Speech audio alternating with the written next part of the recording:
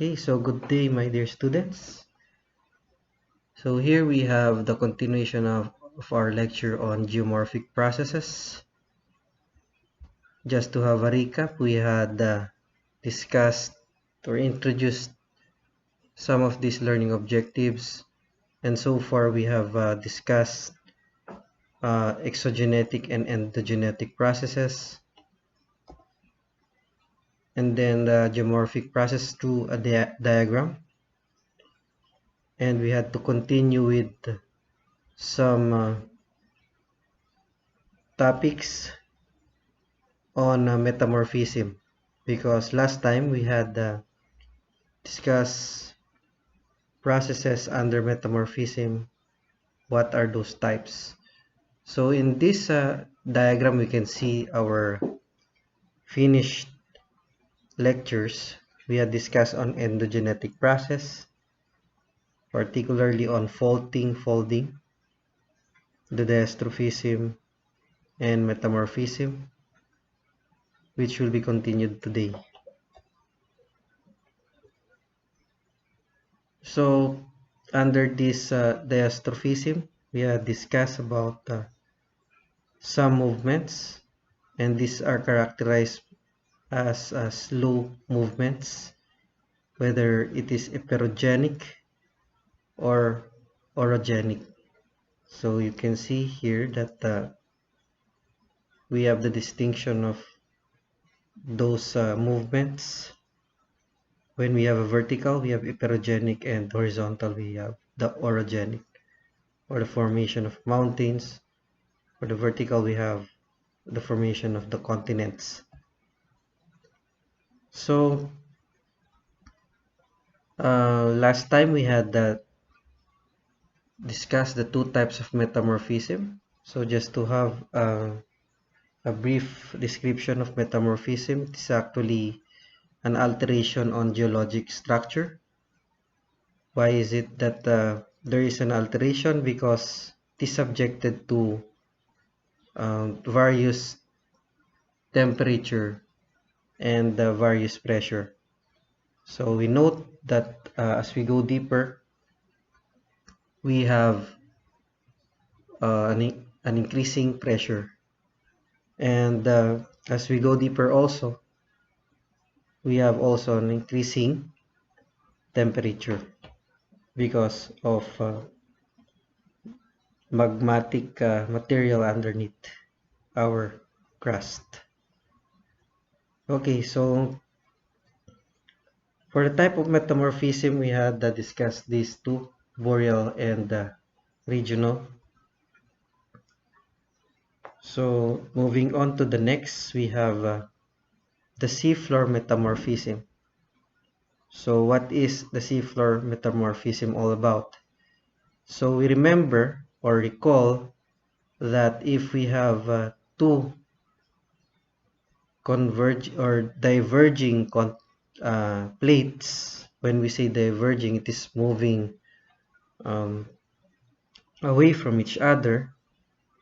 Therefore, it will develop a ocean ridge, and upon that ridge, it will have an exit of the hot material that will cause a convection of water, okay, and that convection of water or seawater would tend to cause the seafloor metamorphism.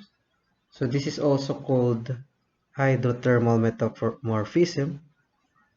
As you can see in the diagram here, that on this ridge developed out of the seafloor metamorphism, seawater will tend to rise, okay, and pull other water adjacent to this ridge, okay, and there will be a convection, and eventually a metamorphism that will be occurring here. And out of this process, there could be a metamorphic reactions,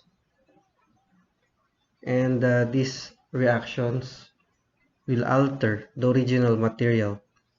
Okay, so the original material here is yung olivine and pyroxene, and this material will turn or transform into hydrated material. So when we say my hydrated material, that is in the form of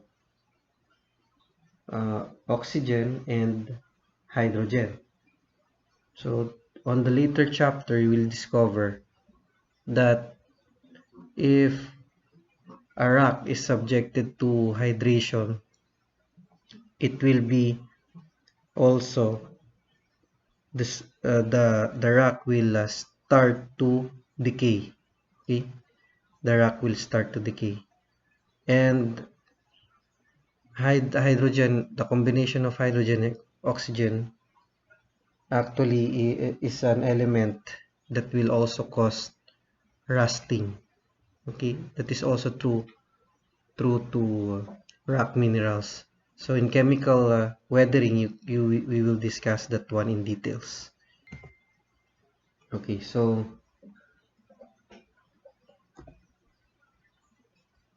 here we have the before and after. You can see here in the picture the physical visual of those rocks before and after. So before, we have the pyroxene and the olivine rock minerals, and after the seafloor metamorphism, we will have here okay, the chloride, and the serpentine material. So it is obvious from crystallization, it will turn to somewhat blurry material. Okay, so we will go into the details of the physical characteristics or attributes of these rocks. But before that, let us have some notes here about criteria, wherein one of the criteria on rock minerals is the most hardness, and in this diagram it is scaled according to some common materials. Okay, so the hardest here is scaled as 10 and the lowest is 1. You can see here that a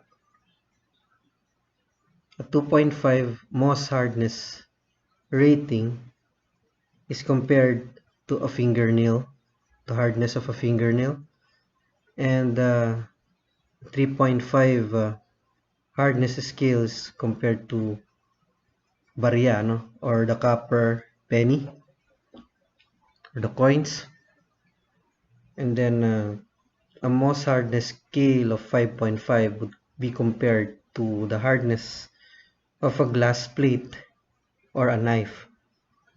And then for the 6.5, we have the hardness of a steel nail, and 8.5 is yung masonry drill bit.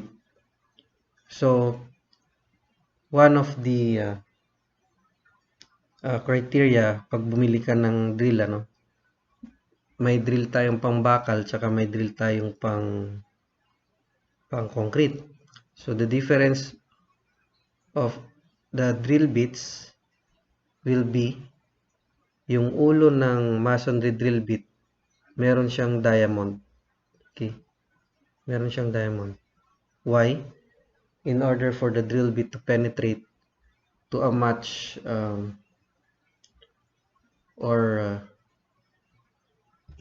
softer material. Okay, So, of course, the diamond, we all know that diamond is characterized by its hardness with a scale up to 10. Okay, so aside from that physical criteria, another one we have here the crystal systems. So all of the crystal systems are defined here. We have the isometric, tetragonal, orthorhombic, hexagonal, then triclinic, monoclinic, rhombohedral. Okay, so those are the common primitive crystal systems of rock minerals. Okay, so moving on to the material before the seafloor metamorphism, let us start with the original pyroxene material before the metamorphism occurs. So, yan yung itsura niya. And the color is either dark green, black, or brown. And then the hardness, tingnan natin yung hardness, 5.5 to 6. So medyo it is half of 10 or beyond half of 10. So medyo matigas yan, and the specific gravity is around 3.2 to 3.6. So how shall we diagnose the rock? So diagnostic properties, we have two cleavage directions. Okay, as you can see here, two cleavage directions intersecting at slightly less than 90 degrees, and then from green to black color, and the specific gravity. Okay, so of course specific gravity, ito naka-specify dyan. There are scientific procedures to determine that one. Okay, but for the visual, ito yun, two cleavage directions intersecting at slightly less than, and then 90 degrees, and then the color. Okay, so about the luster, it is vitreous on cleavage and crystal faces. Makintab siya dun sa may mga edges, but on the crystal faces medyo blurry or cloudy. Okay, but you can see the obvious crystallization of the pyroxene material. Okay, so moving on to the olivine. So this is also the material before seafloor metamorphism occurs. So the chemical classification is more on silicate. So the color is obviously, you can see the picture, it is olive green, but can be yellow green to bright green. So it is iron rich specimens with the brownish green to brown. Okay, so you can see here that the green color comes into a transparent color. Okay, so it is transparent up to translucent. And the cleavage, we have a poor cleavage, this brittle with conchoidal fracture. So when we say a poor cleavage, so the edges are not that sharp. Okay, and you can see here the most hardness as a criteria, mas matigas siya dun sa pyroxene. Okay, mas matigas siya ng konti sa pyroxene, and then mas mabigat din siya ng konti sa pyroxene. So madali lang siyang ma-identify because of its vitreous luster and the green color. And if you want to, kung gusto mo siyang kapain, it is medyo magaspang because of the granular texture. Okay, so the crystal system is orthorhombic.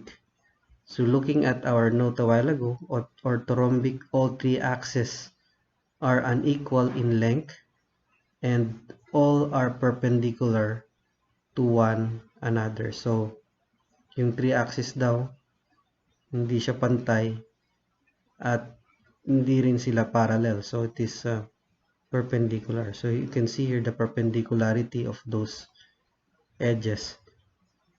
Okay, and walang symmetry dyan. So that is orthorhombic. So what are the uses of this one? Gemstones.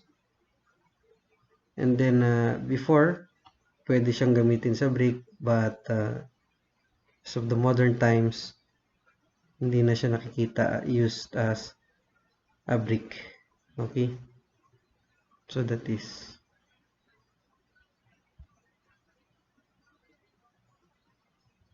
So this is after the seafloor metamorphism. Magiging hydrated na to. Yung original materials na pyroxene and olivine will turn into hydrated material such as chloride. So as you can see here, the most hardness, there was a substantial decrease in the hardness of the material. So kanina, nagre-range tayo sa 6. Meron pang 6.5. Then 5.5. However, in this one, halos na hati yung hardness criteria as well as the specific gravity. So medyo gumaan yung material. Okay, because of hydration. So just imagine a material, a compact material, tapos sisingit yung hydrogen at oxygen into between its atomic elements, ano? So medyo gagaan siya at medyo it will become softer. So how shall we diagnose this type of rock? The color, the hardness, and then the foliated appearance. And ito, importante, feels slightly greasy. So, medyo madulas. Okay? Greasy. So, when we say greasy, it is soapy feeling or medyo mamantika, feeling of mamantika. Ano? So, uses, very few industrial uses. It can be used as a filler, okay, and as a constituent of clay. So that is about chloride. And then we also have here the seafloor metamorphism after, wherein the serpentine will be produced. Okay, again, this is a hydrated material. So it is greasy or waxy, para siyang medyo makintab siya. And then the color is shades of green. Pwede rin siyang maging yellow, black, white, and other colors. So the cleavage or the edges could be poor to perfect. And mas magaan na siya among all the aforementioned rock, 2.5 to 2.6. And then the hardness is almost the same with that of the chloride. Okay, so anong gamit nito? What is the use of this material? It could be a source of asbestos or architectural stone, ornamental stone, and could be used as gem material. So alam niyo yung asbestos? Yung asbestos, practical example, pag nagpa break bonding. So when you see yung brake pad ng sasakyan, that material is actually asbestos. So kapag nagpreno, it will be in contact with the steel plate of the brake system of the vehicle, and of course it will wear and tear because your iron or steel is much harder than the rock material. Okay, so moving on to another type of subduction zone or metamorphism. Sorry, it is subduction zone metamorphism. So what is subduction zone metamorphism all about? So the term subduction is that the other plate will tend to move underneath.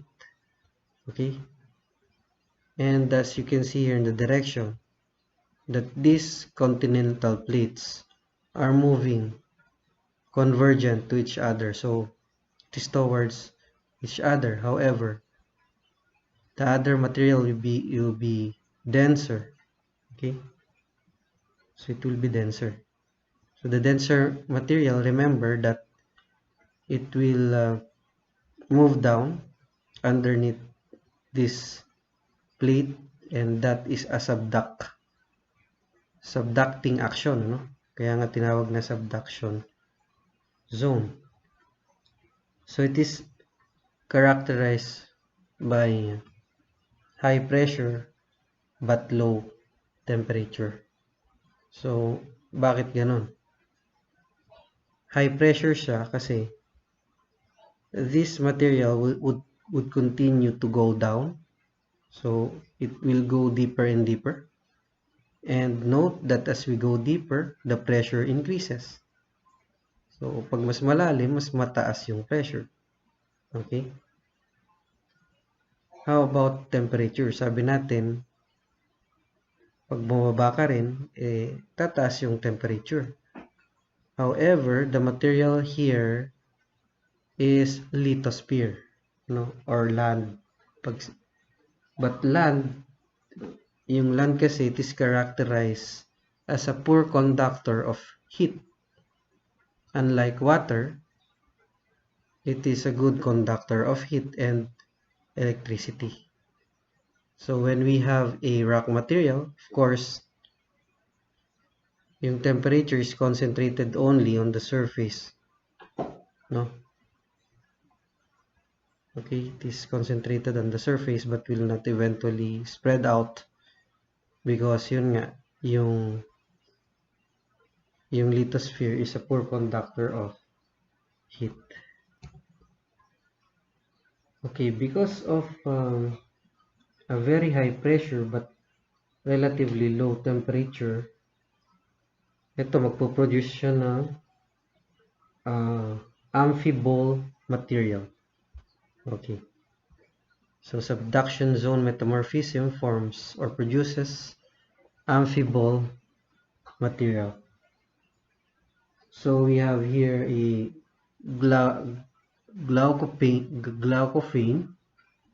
So kitang-kita naman, it's obvious that is in the blue color, and yung major component of this rock, okay, or this mineral, the major component is a rock known as blue schist. Okay, blue schist. So kung di pa kayo nakakita niyan, normal lang yon because blue schist is rarely seen on the surface or the outer surface of the Earth's crust. Ano? Bakit ganon? Kasi nga, sa subduction zone, hindi naman tataas yung material. Actually, it will continue to go down. Okay? Kaya pag hindi kayo nakakita niyan, okay lang. Okay? It is normal. Because we have a material that is continuously going down. Okay, however, meron ding makikita na ganyan wherein for whatever reasons na-interrupt yung subduction zone metamorphism, and eventually some portion, okay, were moved back and exposed on the Earth's outer surface, ano? So ito sa ano yan, Franciscan Complex in San Francisco, wherein a rare blue schist was found. Okay, so again, this is a exceptional process, ano? Kumbaga, abnormal process. So the subduction process was interrupted, and the partially subducted blue schist returned to the surface. Okay. So moving on, we have here another type of metamorphism. We have the contact metamorphism. So this contact metamorphism is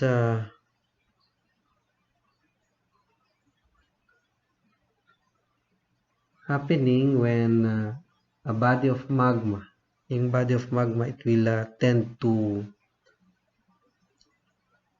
intrude. Okay, so it will go up and it will certainly intrude, but not necessarily exit. Ano, itong mga hot magma na to, tataas yan, and then it will intrude some portions of Earth's material. At ito yung tinatawag na contact metamorphism aureole. Okay, aureole. So normally, mas malaki yung aureole mo when it is wet. Okay, and if it is dry, the aureole, mas maliit yung size ng aureole. And of course, large intrusion, kung mas maraming magma, mas mainit, and it will contain more thermal energy, tsaka yung cooling down niya, it will be much more slower than that of the small one. Okay, so mas mahabang panahon and more heat for the process of metamorphism. So yun, this is about contact metamorphism, wherein it is characterized by high temperature but low pressure. And why is it that it is high temperature? Kasi nga, it is a direct contact on the magma, pero on the surface lang, no? So sabi nga natin kanina, yung lithosphere is not a good conductor of heat. So kaya nga tinawag na contact. The material that is in contact is subjected to metamorphism or geomorphic alteration. Bakit siya low pressure? Because tumaas nga to, no? And as we go upper, we have a decreased pressure. Pagbaba mo, increased pressure. Pagtaas mo, of course, a decreased pressure. So that is the characteristics of contact metamorphism. High temperature but low pressure. Okay. So, contact metamorphism produces non-foliated metamorphic rock. So, one of which is hornfels. So, let us have some facts about this rock. The structure is characterized by the small grained mosaic makeup. So it is used in several applications in the field of construction and landscaping. So pwede siyang gawing decorative rock in gardens. So nung rock ages, it is used as a tool. Paano siya ginagawang tool? Ginagawa siyang kutsilyo or scrapers, because as you can see on the picture, it is somewhat sharp, okay. So hornfels is used also as a road base and in concrete. Okay, when we say in concrete, it is used as an aggregate. Okay, and is most often dark blue or almost a black color. So the interior use of hornfels is found in homes and businesses. So it could be used in countertops, bathrooms, sabi nga natin, decorative aggregates. So that is interior use. For the exterior use, it is viewed in building construction, paving stones, and a variety of decorations. In prehistoric times, yun nga, ginagamit siya as knives, scrapers, and arrowheads, no? Yung pana. And then hornfels are defined by physical properties such as hardness. So it is known for its hardness, the strength, the grain size, the fracture porosity, and streak.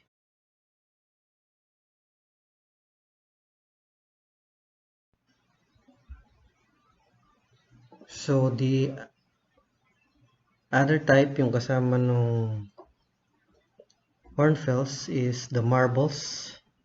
Okay.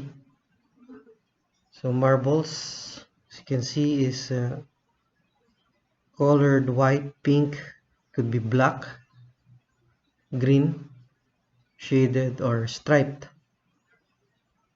So it is a glassy in terms of glossiness, and it is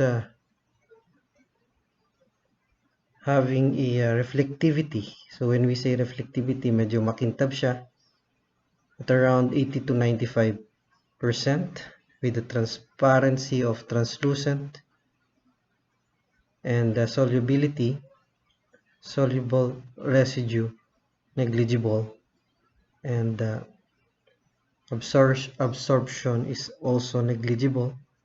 So meaning it will not absorb any liquid in it. And the strength, thus the capacity to resist stress, depends upon reef. And as an additional information, yung marble, it is slightly stronger than limestone, but less durable than granite. Okay, so yung more or most scale of the mineral hardness ranges from 3 to 5. Okay, yung hardness scale niya 3 to 5.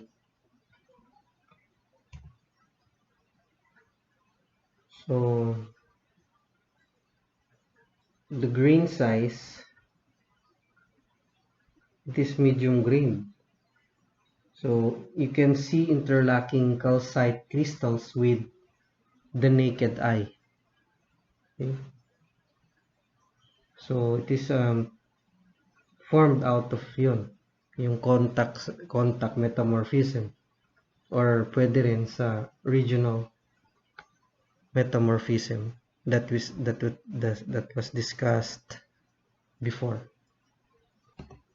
And before we will go to the other slide, I would like to emphasize here that marble is characterized also by its durability.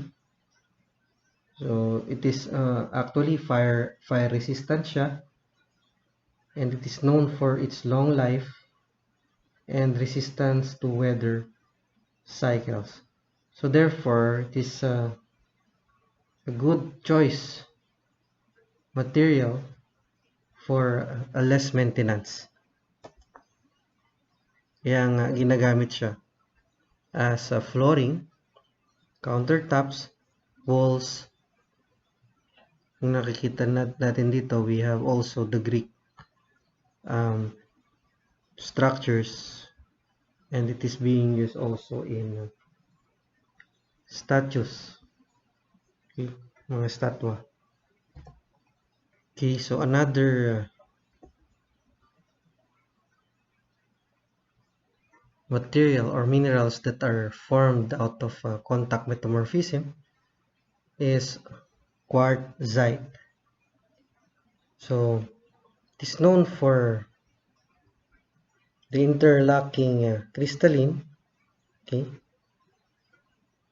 yung magandang pagkaka-interlock ng mga crystals of the quartzite structure that makes it hard, tough, durable rock. It's so tough that it breaks through the quartz grace rather than breaking along the boundaries between them. So matigas siya. So this is a characteristics that separates true quartzite from sandstone. Okay, so as a color, from white to gray in color, and some rock units that are stained by iron can be pink, red, or purple. So other impurities can cause this rock to be yellow, orange, brown, green, or blue. Okay, so maganda yung hardness niya. As you can see here, the hardness scale is about 7. Okay, so its extreme toughness made it a favorite rock for use as an impact tool by the early people. So ito, favorite ng mga sinaunang tao because of this physical attribute of the rock. And as for its usage, okay, yan, can be used as an internal furniture like a countertop. So you can see in the picture, kitchen island countertop made of quartzite. So it is in the dimension stone industry. Some quartzite is sold as granite because in that industry, any hard silicate rock is often called granite. Yung makikita nating granite sa ngayon, it's also called as quartzite. Usually it is used as countertops of a kitchen, no? Kitchen counters or kitchen working area. So of course, pwede rin yan sa flooring. Okay? So on early times, it is being used as tool by the early people. Pwede siyang gawing arrowhead. Okay? It can also use as impact tools. So, pwede siyang ipukpok because of its hardness. Okay? So it breaks with a conchoidal fracture. So by the way, when we say conchoidal, Ito yung fracture na medyo makinis, and the fracture is having a slightly concave or concentric undulations. Para siyang shell. Okay, parang resemblance ng shell. Pag naghiwa-hiwalay, obvious na it will have a concentric shape. Okay, so meaning it has a curved surfaces. Okay, kapag nag-break siya. So that is conchoidal fracture. And this type of yung conchoidal fracture is occurring on fine-grained material as well as yung mga amorphous solids like glass, no? So yun yung conchoidal fractures that is also attributed to quartzite material. So moving on to another type of metamorphism, we have the shock metamorphism.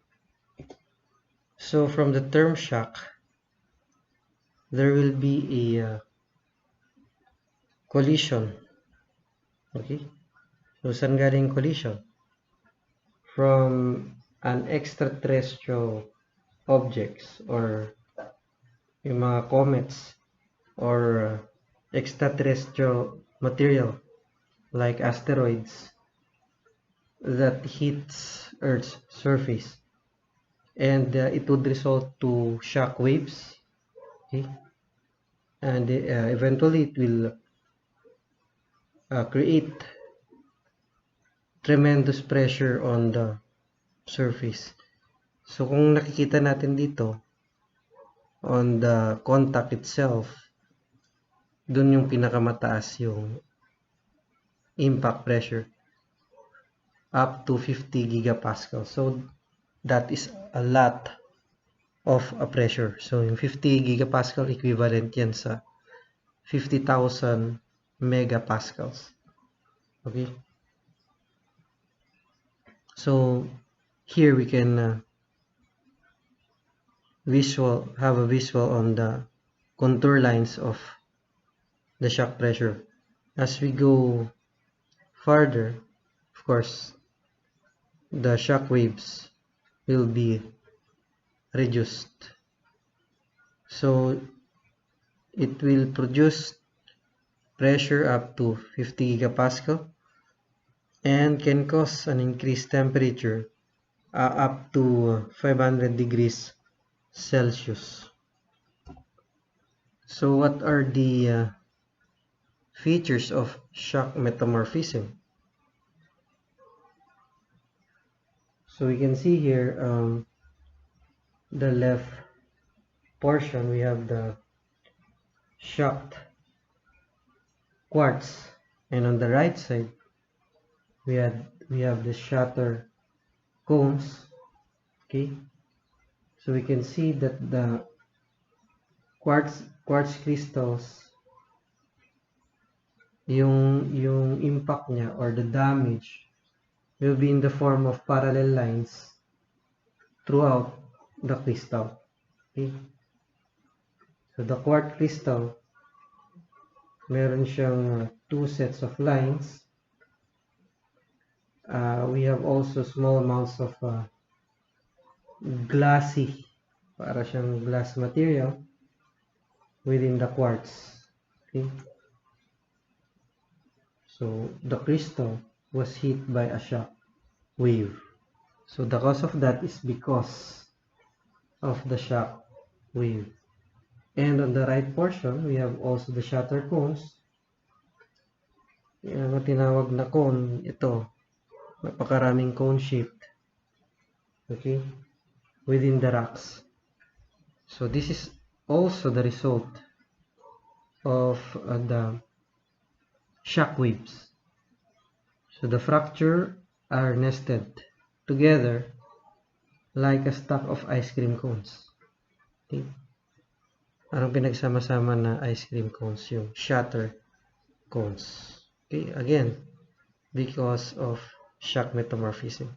So it is noted here that the alteration of the material is more on physical attributes, not on the chemical. Okay? Kasi nga, walang masyadong attribution ng pressure as well as temperature. Although may temperature dyan, but the effect or the cause is more on the shock waves. Okay. So the last type of metamorphism is the dynamic metamorphism. So when we say dynamic, there will be a movement. Okay. So it is characterized by high shear stress at the fault zone. So remember, the fault zone has a rapid application of force.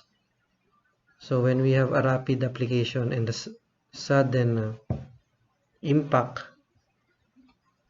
on a brittle material, there will be a breakage and of course the contact or the grinding of rock, and that would form two cataclastic rocks. So it is characterized by fragments. So this process involves yung magagranulation. Okay, so yung solid particles will turn into granules,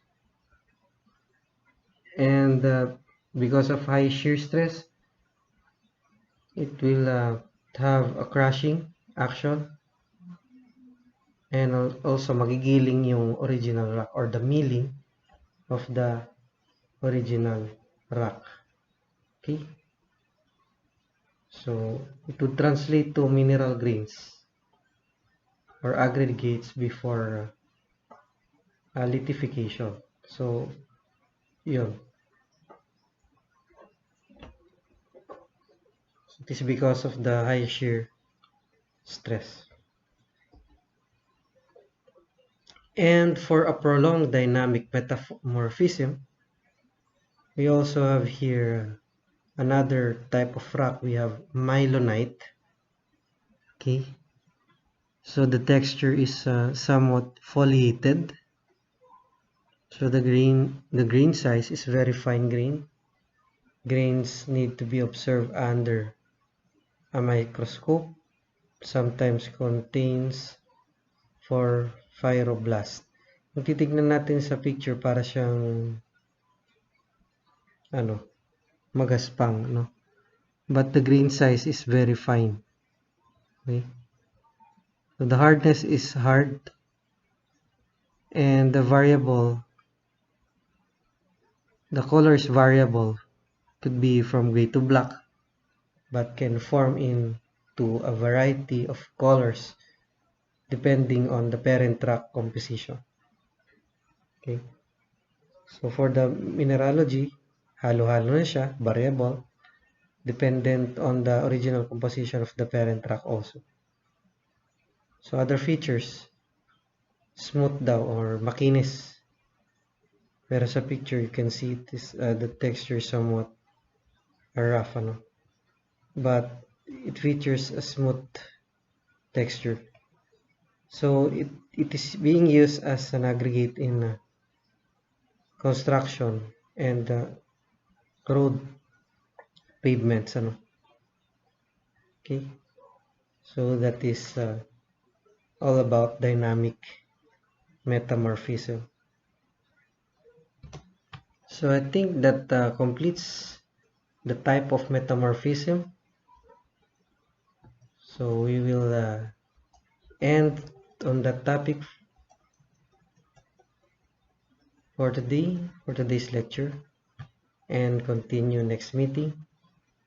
But as your exercise or some form of research work, perhaps you can compare the difference between the marble and what's that, quartzite difference. Kasi kung titignan natin, parang parehas lang yung marble tsaka yung quartzite difference. So that I will leave it as your assignment to compare the marble and the quartzite. Okay? So isa lang naman pinanggalingan yan from contact metamorphism. Okay, so that ends our lecture for today. So have a good day and thank you for listening. We will continue next